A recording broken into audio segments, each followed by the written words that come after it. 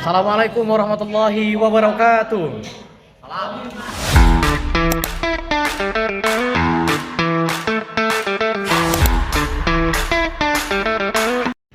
Halo semuanya, perkenalkan terlebih dahulu nama saya Chandra Dwi Ramdhani dengan NIM 2541140406061. Fakultas Tarbiyah dan Ilmu Keguruan, Program Studi Pendidikan Agama Islam semester 2.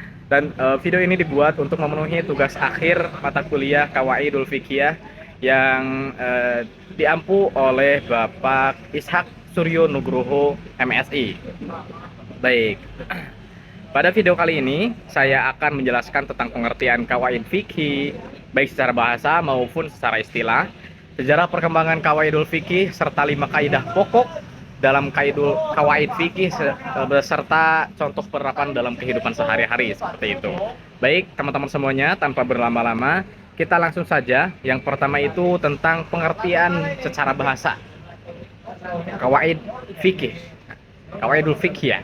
Kata kawaid merupakan bentuk jamak dari kata qaidah yang berarti dasar, fondasi ataupun aturan, patokan seperti itu.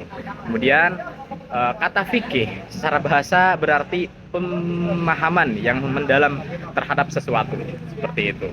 Jadi dengan demikian secara bahasa kawaid fikih dapat diartikan sebagai dasar ataupun aturan umum yang menggunakan untuk memahami hukum-hukum fikih ataupun aturan-aturan dasar yang bersifatnya itu umum yang digunakan untuk memahami hukum-hukum fikih seperti itu.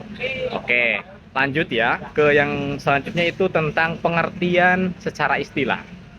Menurut para ulama, kawaid fikih dalam kaidah-kaidah umum yang mencakup banyak permasalahan fikih dan digunakan sebagai pedoman dalam menetapkan hukum terhadap berbagai persoalan yang memiliki kesamaan karakteristik seperti itu. Kemudian intinya sederhananya kawaid fikih merupakan rumusan hukum yang bersifat umum yang dapat diterapkan pada banyak kasus yang berbeda. Contohnya al-umuru bimaqasidiha yang artinya segala perkara tergantung pada tujuannya. Nah, itu kaidah ini itu digunakan dalam banyak pembahasan ibadah maupun muamalah seperti itu. Jadi satu kaidah ini mencakup banyak permasalahan yang lebih rinci dan lebih mendalam seperti itu. Oke, kita masuk ke perkembangan ataupun sejarah perkembangan kawaid fikih. Di sini kita akan menjelaskan ada 5 masa perkembangan kawaidul fikih. Yang pertama itu pada masa Rasulullah Shallallahu Alaihi Wasallam. Pada masa Rasulullah Shallallahu Alaihi Wasallam, kaidah-kaidah fikih belum dibukakan secara khusus. Namun prinsip-prinsipnya itu telah terdapat dalam Al-Quran dan hadis. Misalnya, sesungguhnya setiap amal itu tergantung pada niatnya. Hadis ini menjadi dasar lahirnya kaidah fikih tentang niat yang pertama seperti itu. Oke, kemudian yang selanjutnya itu pada masa sahabat. Nah, setelah Rasulullah wafat, para sahabat mulai melakukan ijtihad untuk menjawab persoalan-persoalan baru yang tidak ditemukan secara langsung dalam Al-Quran maupun hadis. Mereka menggunakan prinsip-prinsip umum ini yang nantinya menjadi cikal bakal kawaid fikih seperti itu. Oke, kita lanjutkan yaitu pada masa tabi'in dan imam mazhab seperti itu. Pada masa tabi'in dan imam mazhab, pada masa ini ilmu fikih itu berkembang yang sangat pesat. Nah, ini adalah perkembangan yang sangat pesat untuk materi kawaid fikih pada masa tabi'in dan imam mazhab seperti itu. Oke, para ulama seperti Imam Abu Hanifah, Imam Malik, Imam Syafi'i, dan Imam Ahmad bin Hambal mulai menyusun hukum-hukum fikih secara sistematis seperti itu. Dari berbagai hukum tersebut kemudian ditemukan pola-pola umum yang dirumuskan menjadi kaidah fikih. Nah, seperti itu. Jadi pada masa tabi'in itu perkembangan yang paling pesat. Kemudian perkembangan yang keempat itu pada masa kodifikasi. Pada abad berikutnya, para ulama mulai menulis kitab-kitab khusus mengenai kawaid fikih. Beberapa tokoh yang ketahui bersama ada Imam Al-Qaraqi, ada Imam Al-Dabusi, dan juga Imam Al-Suyuti. Nah, itu adalah tokoh-tokoh yang menulis kitab yang isinya itu tentang Qawaidul Fiqh. Mereka itu mengumpulkan beberapa kaidah fikih yang tersebar menjadi karya ilmiah yang sistematis. Kemudian masa yang terakhir perkembangan qawaidul fikih yaitu pada masa modern ataupun pada masa saat ini. Nah, qawaidul fikih menjadi salah satu disiplin ilmu yang penting dalam studi hukum Islam. Kaidah fikih digunakan untuk menjadi jawaban persoalan kontemporer. Jadi seperti transaksi digital, asuransi syariah, donor organ, teknologi produksi dan sebagainya. Nah, di situ kawaidul fikih digunakan untuk memecahkan hukum-hukum yang belum bisa dipecahkan oleh hukum-hukum umum seperti itu. Jadi untuk menjadi sebuah patokannya. Halo teman-teman semuanya, kita lanjutkan pada materi yang selanjutnya yaitu tentang 5 kaidah pokok di dalam qawaidul fikih ataupun di dalam qawaid fikih. Para ulama biasa menyebutkan kaidah besar ini sebagai al-qawaid al-khamsah, 5 kaidah besar. Kita lanjut. Yang pertama, kaidah besar yang pertama yaitu al-umuru bimaqasidiha. Al-umuru bimaqasidiha. Segala perkara tergantung pada tujuannya.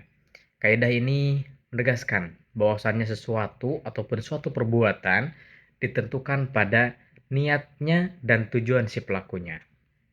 Oke, jadi segala perbuatan tergantung pada niat di dalam hati orang tersebut.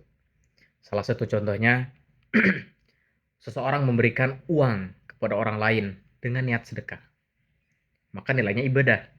Berbeda dengan orang yang memberikan uang kepada orang lain, tapi hanya untuk biar kelihatan sedekah, biar kelihatan baik seperti itu. Itu tidak dinilai sebagai sedekah. Kenapa? Karena niat di dalam hatinya itu sudah bukan sedekah, bukan ikhlas untuk bersedekah seperti itu. Kemudian yang selanjutnya ada orang yang belajar dengan niat mencari ilmu karena Allah akan memperoleh sebuah pahala. Jika kita belajar, kita sekolah maupun les ataupun kuliah, kita belajar sesuatu diniatkan di dalam hati itu karena Allah. Kita belajar untuk kemaslahatan untuk menolong orang lain. Jadi karena Allah belajarnya. Selama kita belajar kita di sekolah, kita mendapatkan pahala seperti itu. Jadi bonusnya adalah ilmu yang kita cari di sekolah. Seperti itu. Kemudian yang selanjutnya yaitu menabung untuk kebutuhan keluarga termasuk perbuatan baik jika diniatkan untuk kemaslahatan keluarga. Kita menabung untuk keluarga demi kemaslahatan keluarga itu baik banget, itu bagus di dalam hati. Kecuali orang tersebut menabung tapi untuk misal untuk ke klub malam seperti itu boleh, tidak boleh sekali. Seperti itu. Jadi segala perbuatan tergantung pada niat di dalam hatinya. Jadi kaidah ini berasal dari hadis yang bunyinya itu sesungguhnya setiap amal ataupun perbuatan tergantung pada niatnya. Tergantung pada niatnya. Kemudian yang selanjutnya, kaidah yang kedua yaitu al-yaqinu la yuzalu bisyak. Al-yaqinu la yuzalu bisyak. Artinya, keyakinan tidak dapat dihilangkan karena sebuah keraguan-raguan. Sesuatu yang sudah pasti tidak dapat dihilangkan ataupun tidak dapat berubah hanya karena muncul sebuah keraguan. Seperti itu. Contohnya, seseorang yang sudah berwudu lalu ragu apakah batal atau tidak, maka ia tetap dianggap memiliki wudu seperti itu karena hukum awalnya itu sudah berwudu. Nah, sudah suci hukum awalnya. Sudah yakin bahwasannya dia itu sudah berwudu. Lalu muncullah keraguan apakah saya sudah wudu apa belum gitu nih. Ataukah apakah saya sudah batal atau belum. Nah, itu berarti belum batal karena hukum awalnya itu tidak batal. Kemudian sudah yakin membayar hutang, kemudian muncul keraguan di dalam hati sendiri. Itu berarti status awalnya itu kan dianggap setelah membayarnya. Sampai ada bukti sebaliknya. Jika tiba-tiba ada bukti yang kuat bahwasannya kita belum membayar hutang, berarti iya, berarti kita belum membayar hutang. Jangan karena Gara-gara kita yakin, saya sudah membayar. Terus datanglah orang yang sudah membayar buktinya. Ini buktinya kamu belum membayar. Tapi orang tersebut sudah yakin, saya sudah membayar. Tapi ternyata aslinya, benarnya itu belum membayar. Karena sudah ada buktinya bahwasannya dia belum membayar. Seperti itu. Selama tidak ada bukti, kita harus yakin. Oke, selanjutnya itu sudah yakin jumlah rakaat 4. Lalu muncul sebuah keraguan-keraguan setelah salam. Keraguan-keraguan tersebut itu tidak mempengaruhi keyakinan sebelumnya. Kita sudah salam, misal sholat duhur, rakaat 4. Tiba-tiba kita setelah salam itu mikir, ini rakaat berapa ini? 3 apa 4? Nah, itu sudah sah. Gak usah ngulang lagi karena sudah hukum awalnya ataupun status awalnya itu sudah yakin bahwasanya sudah rakaat 4. Seperti itu. Kemudian yang selanjutnya itu ada al-masyaqqatu tajlibu taysir. Al-masyaqqatu tajlibu taysir adalah kesulitan yang mendatangkan kemudahan. Di dalam Islam memberikan keringanan ketika seseorang mengalami kesulitan yang nyata. Islam itu memberikan sebuah keringanan, sebuah toleransi kepada orang-orang atau seseorang yang mengalami kesulitan yang nyata. Contohnya, ini ada banyak sekali contoh di sini. Seperti orang musafir itu boleh menggosor dan menyamak sholat. Orang sakit itu boleh sholat sambil duduk atau sambil berbaring. Orang yang tidak menemukan air itu boleh tayamum. Orang sakit yang tidak mampu berpuasa boleh berbuka puasa. Selama itu kan ada batasan-batasannya. Misal musafir itu harus berapa kilometer. Nah, seperti itu. Terus orang sakit boleh sambil duduk sholatnya. Itu kalau misal sakitnya itu sudah seperti apa, sudah parah atau belum. Orang yang tidak menemukan air itu boleh tayamum. Itu kalau misal sudah dianya itu sudah ikhtiar atau belum, berapa kilometer dia sudah mencari air seperti baru diperbolehkan untuk tayamum. Jadi kaidah ini menunjukkan bahwasanya Islam itu adalah agama yang memudahkan, bukan yang menyulitkan. Jadi ada toleransi, banyak sekali toleransi di dalam Islam. Kemudian yang selanjutnya itu ad-dhararu yuzal. Ini kaidah yang keempat yaitu ad-dhararu yuzal. Mudarat itu harus dihilangkan. Sebuah mudarat harus dihilangkan. Segala sesuatu yang menimbulkan bahaya harus dicegah ataupun harus dihilangkan. Contohnya, larangan menjual makanan yang berbahaya. Kalau misal kita berbisnis misal bisnis minuman. Tapi minuman itu memiliki bahan pengawet. Dan bahan pengawet itu bisa berbahaya terhadap tubuh orang yang membeli minuman kita. Itu kita tidak boleh menjualnya lagi karena mengandung unsur mudarat di sana. Tidak diperbolehkan lagi untuk menjualnya. Kemudian yang selanjutnya itu ada larangan merusak fasilitas umum. Contohnya seperti apa? Kita sedang nongkrong di sebuah kafe misal. Saat kita duduk, kita dengan sengaja merusak kursi di kafe tersebut. Jadi gimana caranya biar bisa retak dan kalau misal ada orang yang dudukin kursi itu jatuh, patah kaki kaki kursinya. Itu tidak boleh karena akan ada mudarat di sana. Nanti kalau misal kita merusak kursinya, terus ada datang pelanggan yang baru duduk di kursi tersebut, jatuhlah si pelanggan tersebut. Mudarat dan kalau misal emang bahaya banget itu karena tulang ekor nanti kalau misal kita duduk kursinya patah, tulang ekornya itu bisa patah. Jadi beradu ataupun eh, terkena lantai seperti itu. Apalagi kalau misal ada batu di tempat tersebut. Kemudian pemerintah itu harus menutup bangunan yang membahayakan bagi masyarakat. Jika pemerintah punya sebuah proyek maupun ada pembangunan, misal Koperasi Merah Putih di sebuah desa, misal contohnya Desa Matenggeng misal, ada Koperasi Merah Putih. Dibuatlah Koperasi Merah Putih, tapi membutuhkan tanah untuk meratakan bidang tersebut untuk bisa dibangun sebuah bangunan yang kokoh seperti itu karena harus rata membutuhkan sebuah tanah untuk meratakannya. Diambillah tanah dari tempat lain menggunakan mobil-mobil besar, tapi ternyata tanah-tanah itu berjatuhan di jalan dan alhasil dapat membahayakan pengemudi yang lain karena bisa menjadi licin dan juga jalannya juga kotor, licin dan basah seperti itu. Jadi ada mudarat di sana. Kenapa? Karena kalau misal jalannya licin gara-gara tanah yang berserakan di jalan itu berbahaya. Bisa suatu saat ada warga yang terjatuh gara-gara tanah yang licin tersebut. Seperti itu. Kemudian yang selanjutnya itu dilarang melakukan penipuan di dalam perdagangan. Di dalam perdagangan, di dalam hal apapun itu tidak boleh, haram hukumnya melakukan penipuan. Seperti itu. Karena ada mudarat di sana. Contohnya, misal saya berbisnis dengan si A. Saya sudah berinvestasi kepada si A dan si A sudah menjanjikan bahwasannya perusahaan yang dibangun oleh dia itu akan menguntungkan bagi saya. Investasilah saya sejumlah 5 miliar misal. 5 miliar dan ternyata orang tersebut bukannya bisnis, malah uangnya itu dipakai untuk berfoya-foya ataupun dipakai judol. Itu kan sudah menipu saya.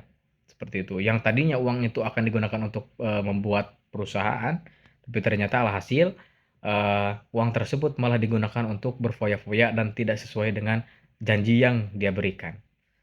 Tujuan utama kaidah ini adalah menjaga kemaslahatan dan mencegah kerugian, seperti itu. Kemudian kita masuk ke kaidah yang selanjutnya, yaitu kaidah yang kelima, yaitu al-adah muhakamah. Al-adah muhakamah. Artinya, adat kebiasaan itu dapat dijadikan sebuah hukum selama tidak bertentangan dengan syariat Islam. Adat yang berlaku di masyarakat dapat dijadikan sebagai dasar dalam menetapkan sebuah hukum. Tapi dalam cetak besar ataupun dalam arti tidak boleh melanggar dengan syariat Islam ataupun melanggar dalil-dalil yang sudah jelas seperti itu kebenarannya. Kalau di dalam Al-Qur'an itu ayat yang nas, seperti nas. Kemudian yang selanjutnya contoh dari al-adah muhakamah, yaitu yang pertama, besaran sebuah mahar itu boleh ditentukan oleh adat kebiasaan yang berlaku di sana. Selama tidak memberatkan salah satu pihak, itu boleh. Misal adatnya di sebuah tempat itu boleh 10 juta misal. Itu diperbolehkan selama tidak memberatkan salah satu pihak, seperti itu. Kemudian contoh yang selanjutnya itu akad transaksi itu sesuai dengan adat yang berlaku di sebuah tempat itu diperbolehkan selama tidak melanggar syariat Islam. Seperti apa? Contohnya, transaksi di dalam Islam itu kan agak cukup rumit. Jika dalam suatu daerah itu transaksinya sah dengan sebuah jabat tangan, itu diperbolehkan. Berarti sah-sah saja transaksi tersebut. Seperti itu. Kemudian adat pemberian hadiah itu boleh. Selama tidak melanggar syariat Islam. Seperti itu. Intinya sebuah adat di sebuah wilayah ataupun di kalangan kelompok masyarakat itu diperbolehkan menjadi sebuah hukum selama tidak melanggar syariat Islam, seperti itu. Baik, teman-teman semuanya, mungkin itu yang bisa saya jelaskan tadi. Semoga menjadi sebuah manfaat untuk kita semuanya. Bahwasannya tadi pengertian qawaid fikih secara istilah maupun secara bahasa. Kemudian perkembangannya tadi sudah disebutkan dari zaman Rasulullah sampai zaman modern ini. Kemudian yang terakhir itu 5 kaidah pokok di dalam qawaid fikih. Perlu diingat dan perlu dipelajari. Yang pertama itu al-umur bimaqasidiha. Yang kedua al-yaqinu la yujalu bisyak. Yang ketiga al-masyaqqatu tajlibu taysir. Yang keempat itu ad-dararu yuzal. Yang kelima al-adah muhakamah. Seperti itu teman-teman semuanya. Semoga penjelasan ataupun materi yang saya berikan sekarang, materi yang saya paparkan sekarang menjadi sebuah manfaat untuk kita semuanya. Untuk kita ke depannya, khususnya untuk saya sendiri, umumnya untuk kita semuanya, dan kalangan-kalangan masyarakat yang lainnya. Akhirul kalam, alfa wal afu minkum. Wassalamualaikum warahmatullahi wabarakatuh.